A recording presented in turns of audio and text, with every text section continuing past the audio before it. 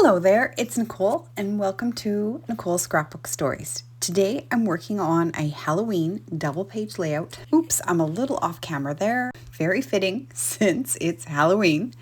And for this project, I'm mixing two paper packs, the Spooky Sweet DSP and the Light of Aurora collection. That is a 6x6 paper pack. I've already flipped the sheets over so that you can see both sides. You get 8 sheets of each double-sided design.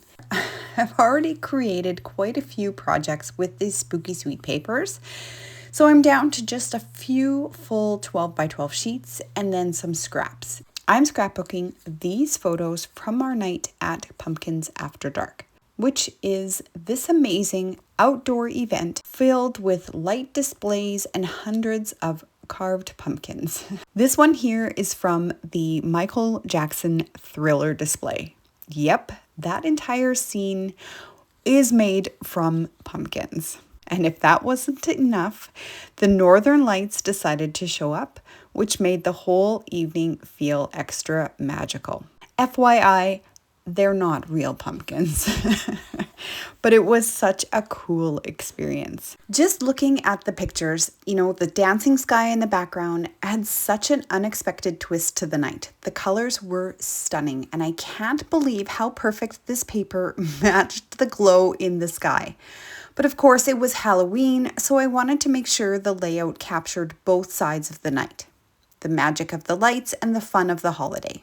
I'm starting with black cardstock as my base. The backgrounds in the photos are dark, and I wanted to try something a little different this time. I've got 8 photos for this layout, and I'm starting with the larger photos. This one of James and me on the left, and a group shot on the right. They are both 4x5 photos. Of course, one is portrait and one is landscape. And then I've got 2 4x4s, a 4x3 landscape photo to go on the left. Another 4x3 will sit under the 4x4 on the right. And then the last 4x4 goes under the 4x3 on the left. I'll overlap this 3x4 portrait photo on the left side. And then I've got a 3x3 on the right. So altogether, this creates sort of a mirrored flip design, and I'm really liking the balance it gives. I recently picked up the Wander and Remember guide from the creative design team. This is such a great resource and a must read. It's actually pretty funny. I was feeling inspired by Chelsea's layout, where she used 6x6 papers along both sides of her page. I thought I'd adapt that idea and place mine across the top to echo the lights from my photos. Just for visual, I'm going to tuck a few pieces in to see how it'll look. I want a nice mix of colors and patterns. I think this is gonna look pretty cool. I love drawing inspiration from others and putting my own spin on their ideas. For this layout, I'm only using this one piece of the original design and making the rest my own. I'm going to take a minute and cut my papers down to size given in the guide. Oh my goodness, I love it. So one color that really stands out in these pictures is pink. There's bright pink in the sky, some the pumpkin lights are pink, and then I'm wearing a light pink coat. That's where the Spooky Halloween DSP comes in. Petunia Pop is a coordinating color in both collections. So I'm going to cut this full 12x12 sheet in half to use one on each side of the spread. When mixing collections, it's a good idea to look for shared colors. So here, the bright purpley pink ties everything together so that it feels cohesive. And with the magic of editing, I've got 2 pieces cut in place. Another color that really stands out to me is blue. So this is one of the B-sides from the 6x6 Light of Aurora pack. And I'm going to use it as a narrow strip between the 2 pattern papers to help transition the papers. Chelsea did something similar on her layout, and it is a trick that I love to use on mine too. So while I was at it, I went ahead and I cut mats for the group photo and the one of James and me on like that pumpkin throne. And I was able to cut one mat for a picture from a single 6x6 sheet. And then that left me with enough left over for one page of the strip along the top. So I only needed 2 papers in total for this. I hope that makes sense. Now I can start placing those 1-inch strips across the top. Now, because they're only 6 inches wide, I'm going to have a bit of a seam. So I'm thinking if I move this photo slightly up, it will cover it. And then I can do the same trick on the right as well. To bring in more pattern paper, I'm using 2 by 12-inch strips of the gray textured design. It's kind of giving me concrete sidewalk vibes, which ties in perfectly with these photos. We spent the evening walking along sidewalks after all. And I'm running those along the bottom of the layout, leaving a small amount of the black cardstock base showing. That little bit of black really grounds the page and balances the darker tones in the Aurora paper. With all the sparkle from the pumpkin lights, I wanted to bring in some shine. I grabbed silver glimmer paper to use as another transition layer between the 2 papers. I cut a 1/4-inch strip to test it out, and you know what? I don't like it. Silver is not the right fit. Did you know that you can tint glimmer paper? Let me move the layout aside and I'll show you. I've got a scrappy piece of copy paper, my Stays On ink, and a very well-loved sponge. This sponge has already seen plenty of black ink, and once I'm done with it, it's going straight into the garbage. I don't want to risk mixing it with my regular water-based inks, and by the end, it's going to be covered with glitter anyway. So I'm picking up the ink with the sponge, and then I'll gently pounce it onto the glimmer strip. Pouncing works best. If you swipe, you'll possibly drag some of that glitter off and then shred your sponge. So just keep tapping until you get that depth of color you want. Stays On is key here.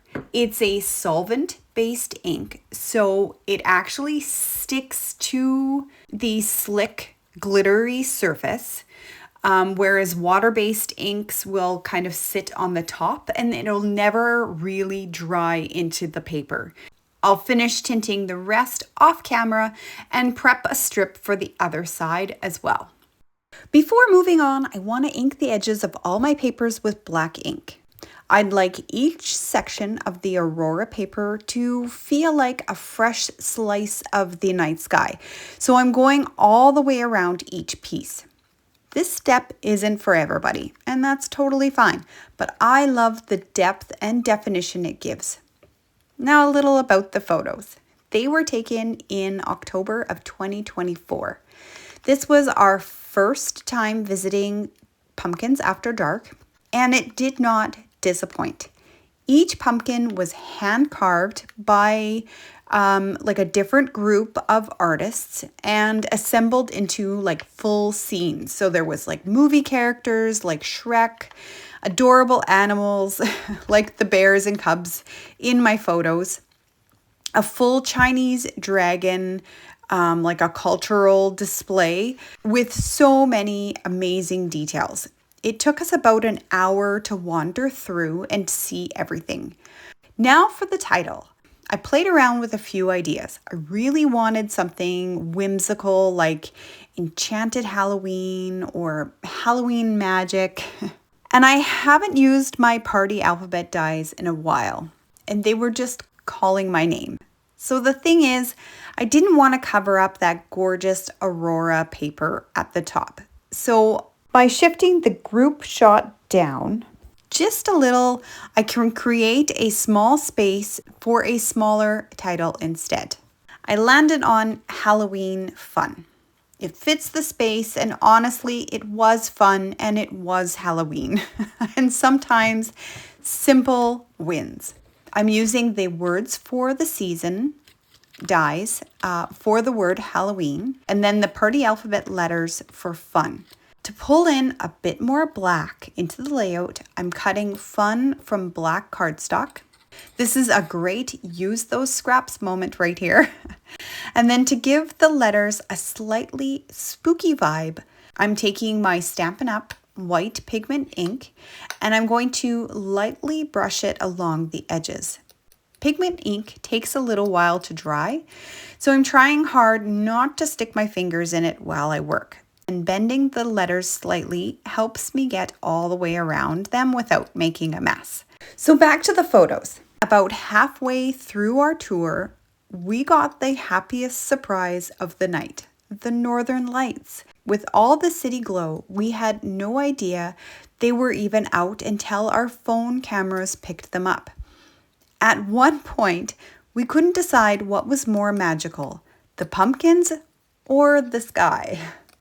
I gave them a few minutes to dry, and look at how perfectly ghostly they look. I love that subtle highlight. I still haven't quite decided what color to cut Halloween from, so I'm going to leave that for a moment and move on to embellishing. Sometimes seeing everything in place helps the final decision click. These are die cut pieces that come with the spooky DSP. I store mine in those clear envelopes from Stampin' Up! That the die sets come in. I'm thinking this spooky tree for sure, the green slime, there's a broom. I don't think I want to introduce yellow onto this layout, so I'm going to skip that one. And there is a cauldron somewhere in here. Let's just spread everything out and make a little creative chaos so we can see what we've got. And I also cut out a few of the little tags that were on the B side of some of the pattern papers. There's the cauldron. A pink potion bottle. Absolutely could work. That ties in all the pink. And of course, some pumpkins. They feel like a must use here. I think I've got a good starting pile to work with. I'll push these aside. I know I want this tree to be in the lower right corner. I think it fits in the space nicely. And then I want a cluster here in the upper left, and then maybe another under this photo in the lower left. And that will add some balance.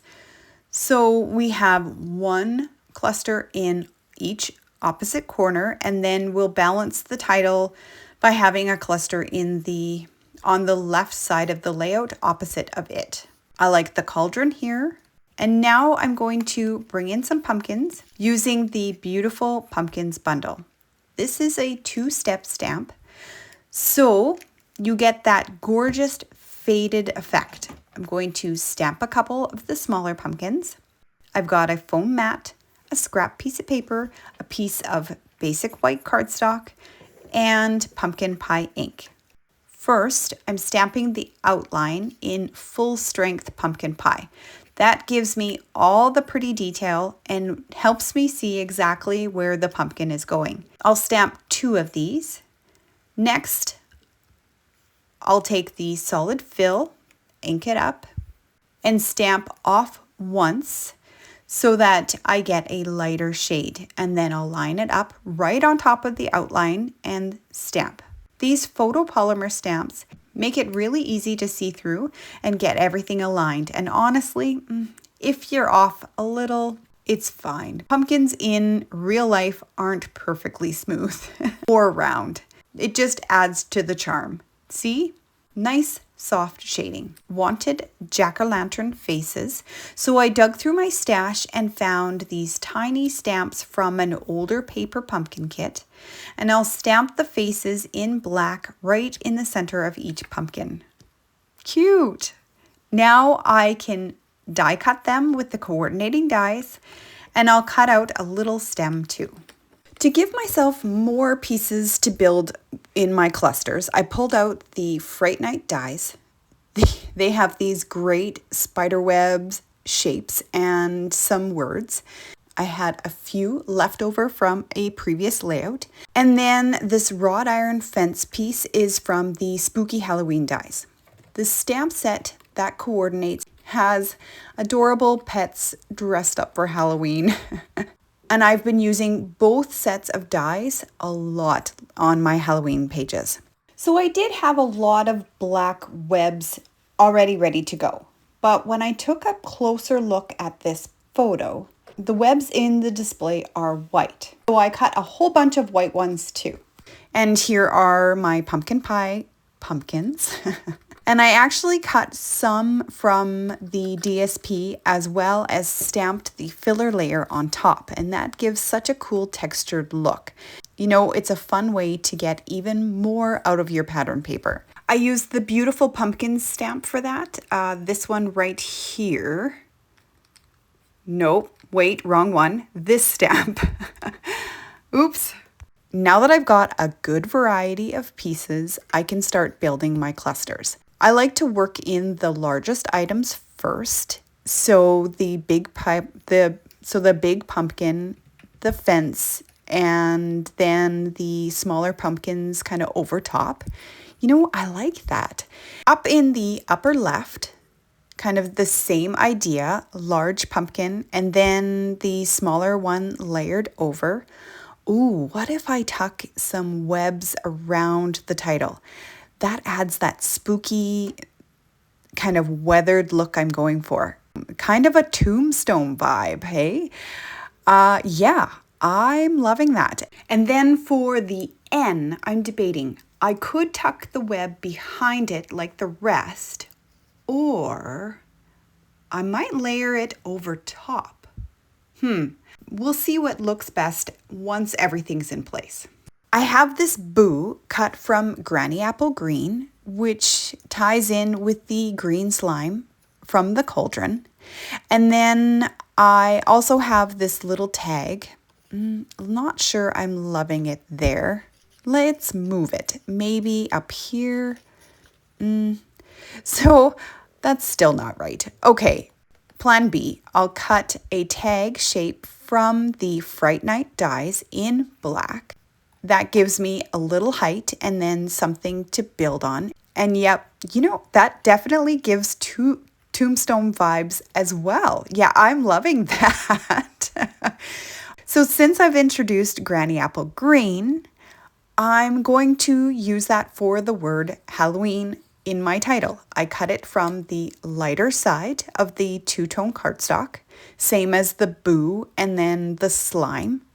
And from the same paper pumpkin kit, I grabbed a little witch's hat and a black cat, and I'm layering those into the clusters as well.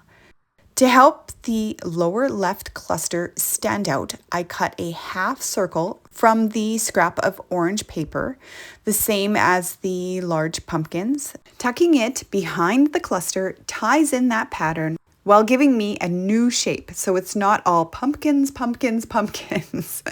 And I inked the edges in black to help it pop. Then I'll layer a few of the white webs over top to create a soft half circle shape and build the cluster right on top of that. And of course, I have to add a tiny gray spider to the web. And that gives me a touch of gray in each cluster for balance. To repeat that pop of green in the bottom right cluster, I pulled out a new toy I've been loving, the 3 banner punch. I'm using a scrap of Granny Apple Green cardstock, again the lighter side, and I'm punching 2 of the banners. I like to flip the punch over so I can see exactly where the paper is before I close it. Now I've got a couple little strips I can stamp a sentiment on, and I'm leaning towards the one with the flat edge on the one side. I'll tuck that behind the pumpkin, and I'm stamping the word spooky on it, but to keep things moving, I'll do that part off camera. I cut some black bats with the spooky Halloween dies to scatter around the sky, and then to play up the tombstone look on the black tag, I stamped Rest in Peace, or RIP, on it with white ink. The stamps that I used were from the month by month stamp set. that were part of the virtual crop retreat. And then I inked the edges the same way I did the fun letters in the title. Off camera, I typed and printed my journaling, cut it into strips, and I placed it in the lower left side of the layout. And for finishing touches, I'm using those shimmer star foam stickers. They tie in with the glimmer paper and add a little twinkle. They come in 3 colors, that purple pink color, black and white, and of course in 3 different sizes. And I'm using all the colors and I'm tucking them into the clusters in groups of 3 for that nice triangle flow. And that's my finished layout. Off camera, I stamped a little cobweb and spider, plus a tiny ghost in white ink on the tombstone and then on the title, the N, just for that fun extra touch. That stamp set is from my stash. It's called Holiday Home from Stampin Up. I love how this page captures both the holiday atmosphere and the unexpected magic of the Aurora. And yes, I did pop a few pieces up on dimensionals to bring those clusters forward. If you enjoyed this project, I'd love it if you subscribed to my channel if you haven't already. I post a new video every week, and giving this video a thumbs up really helps me out there on YouTube. Thank you so much for doing that. Tell me in the comments, have you ever had one of those nights where nature totally stole the show? I'd love to hear your story. For still shots, head over to my Instagram and Pinterest. And if you're looking for more Halloween inspiration, I've linked a playlist right here. Until next time, keep telling your stories one page at a time. And happy Halloween!